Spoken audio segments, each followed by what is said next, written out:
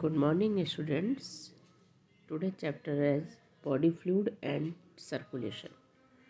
Body में fluid जो है ब्लड एंड लिम्फ, अब वो कैसे सर्कुलेट होते हैं इसकी स्टडी करेंगे। तो नंबर 1 है ब्लड।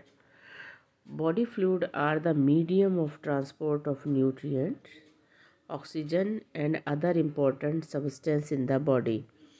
बॉडी में जो हमारे फ्लूइड है वो मीडियम है ट्रांसपोर्ट करने का न्यूट्रिएंट्स को, ऑक्सीजन को और अदर सब्सटेंस जो भी बॉडी में हमारे ट्रांसपोर्ट होते हैं, वो सभी ट्रांसपोर्ट जो हैं फ्लूइड के थ्रू होते हैं। बॉडी में 2 टाइप का फ्लूइड जो है वो सर्कुलेट होता है। Number 1 intracellular fluid. Intracellular fluid जो कि फ्लूइड ऑफ ईच सेल, हर सेल को चाहिए, और एक्स्ट्रा सेलुलर फ्लूइड हो गया जो कि ब्लड है, लिम्फ है और सेरिबो स्पाइनल फ्लूइड। तो ये हमारी बॉडी में फ्लूइड है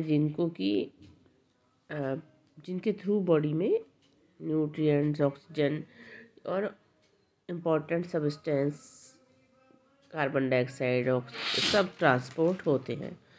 तो blood is the most commonly used body fluid in most of the higher organ. Lymph also transport certain substance like protein and fat. Blood is a fluid connective tissue composed of a fluid matrix. Blood जो है connective tissue है और इसमें जो है matrix होता है, plasma और ब्लड कार्पसल्स होते हैं। It form about 30 to 35% of extracellular fluid. It is slightly alkaline fluid having 7.4 pH. ये जो है अल्केलाइन मीडियम होता है स्लाइटली, क्योंकि 7.4 ही इसकी pH है।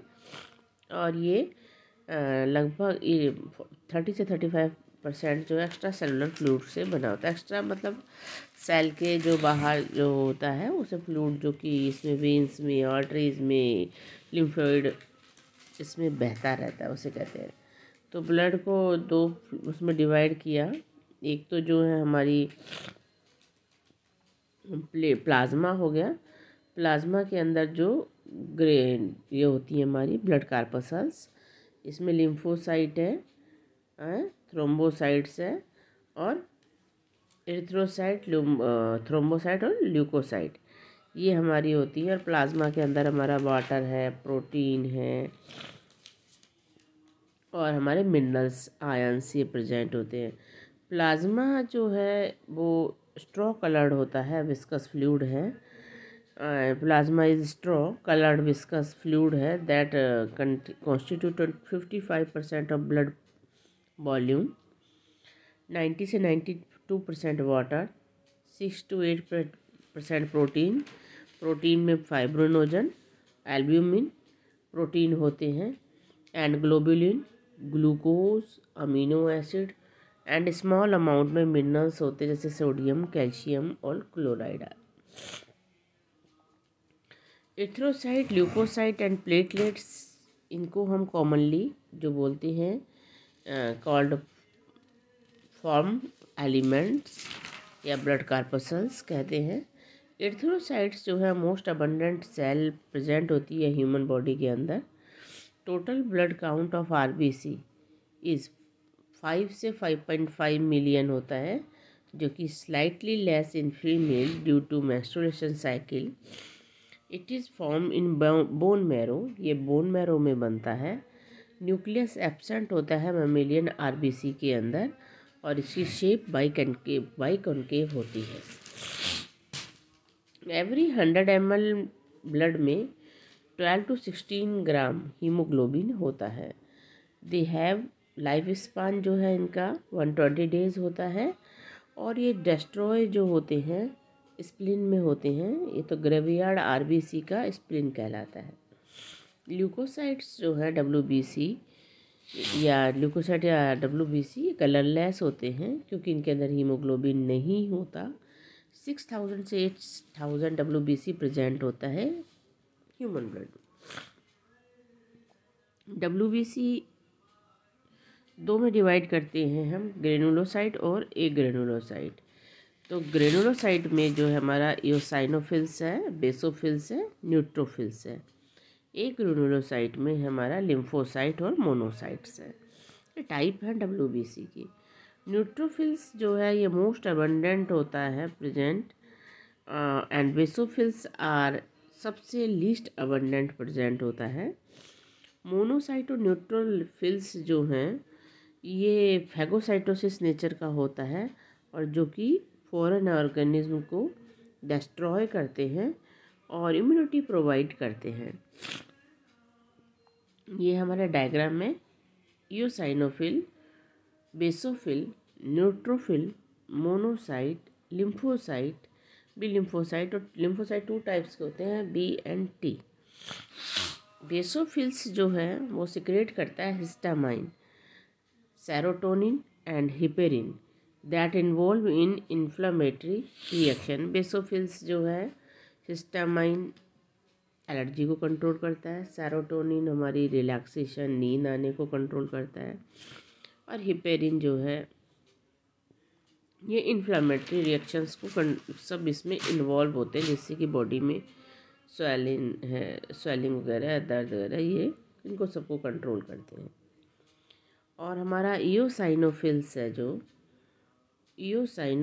जो है resisted infection and allergic reactions, B and T lymphocyte are also response for immune response of the body. ये रेजिस्ट करता है इन्फेक्शन से, एलर्जी से, सब रिएक्शन से करता है कंट्रोल। बेटा WBC बेसिकली हमारी इम्यूनिटी को बढ़ाता है। अब इम्यूनिटी में जैसे हमें इन्फेक्शन कम हो, इन्फेक्शन फॉरेन ऑर्गेनिज्म को ख़त्म कर दे, ये सब इम्यूनिटी का टाइम है। एलर्जी से बचें या हमारी बॉडी में एलर्जी कम हो। थ्रोम्बोसाइट्स और प्लेटलेट्स, ये cell fragment produce from the megakaryocyte in bone marrow में होते हैं ये। और ये जो है हमारे 15 लाख से 35 लाख प्लेटलेट्स प्रेजेंट होती है इन ईच ml ब्लड में। प्लेटलेट्स इन्वॉल्व इन क्लोटिंग और coagulation of blood in case of injured. जब हमारे कोई भी इंजर्ड होते हैं हम, तो ब्लड कंटिन्यू बहता नहीं है, बट सम टाइम, कुछ समय के बाद क्या होगा, ब्लड का जो कोगुलेशन हो जाता है और ब्लड बहना रुक जाता है। तो ये किसकी वजह से होता है? ये प्लेटलेट की वजह से होता है। ब्लड ग्रुप्स क्या हैं? Blood of human being are differ in certain aspect although it appear same in all individual. Human being blood में जो सर्टेन कुछ उस एस्पेक्ट में तो देखो हर चीज़ डिफरेंस है, क्योंकि ब्लड जो है 3 टाइप का होता है, ABO और हमारा AB, और ये RH फैक्टर, RH जो है हमारा ग्रुप है। इसमें जो है इसमें हम पढ़ेंगे ABO जो ग्रुपिंग है बेस्ड ऑन द प्रेजेंस और absence of 2 surface antigens presence और एब्सेंस पे डिपेंड होते हैं। एंटीजन जो है RBC की सरफेस पे होते हैं, antigen A, antigen B। Plasma of an individual also contain 2 antibodies. Plasma में जो है 2 एंटीबॉडी प्रोड्यूस्ड होती हैं रेस्पॉन्स ऑफ एंटीजन, जैसे blood group A, B, AB और O है। ब्लड ग्रुप A में एंटीजन क्या होगा ऑन RBC प्लाज्मा मेम्ब्रेन पर A, B पे B, AB पे A और B दोनों, और O में कोई एंटीजन नहीं प्रेजेंट होता RBC की प्लाज्मा मेम्ब्रेन में। एंटीबॉडी जो प्लाज्मा में ठीक इसके against antibody B, antibody A, और क्योंकि एंटीजन दोनों प्रेजेंट है तो एंटीबॉडी नील होगी, और O में एंटीजन नहीं है तो एंटीबॉडी दोनों प्रेजेंट होगी, A एंड B। अब डोनर A को हमें A वाला तो देगा ही भाई, क्योंकि इसमें एंटीजन ए है, और ओ वाला इसलिए दे सकता है क्योंकि भाई उसमें कोई एंटीजन तो है नहीं, एंटीबॉडी दोनों प्रेजेंट है।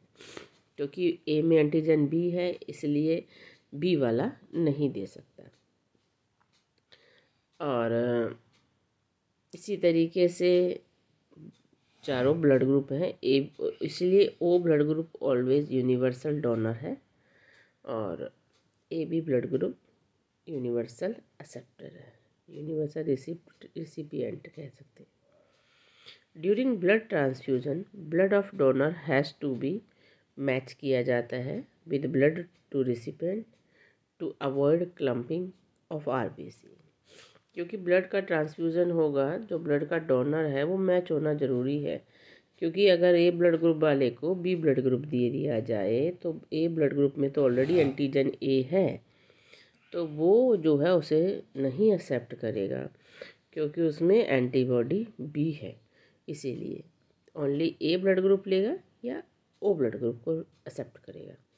Blood group O blood can be donated to any individual with any blood group, सबको दे सकते हैं, इसीलिए यूनिवर्सल डोनर है क्योंकि इसके अंदर कोई भी एंटीजन नहीं है, इसलिए वो एंटीबॉडी क्या बनाएगा, ऑलरेडी जो प्रेजेंट एंटीजन नहीं है तो रिएक्ट नहीं करता है।